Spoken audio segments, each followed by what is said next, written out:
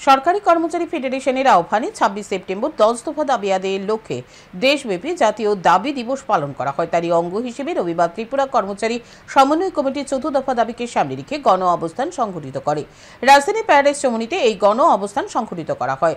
সংগঠনের এক নেত্রী জানান, জাতীয় 10 দফা দাবি ও রাজ্যের দাবি সহ মোট 14 দফা দাবিকে সামনে রেখে এদিন গণ অবস্থান সংঘটিত করা হয়েছে। তিনি রাজ্যের শিক্ষক কর্মচারীদের ভবিষ্যৎ নিরাপত্তা প্রদানের জন্য রাজ্য ও দেশের সরকারের নিকট দাবি জানান। তিনি পুরনো পেনশন স্কিম চালু রাখার দাবি জানান।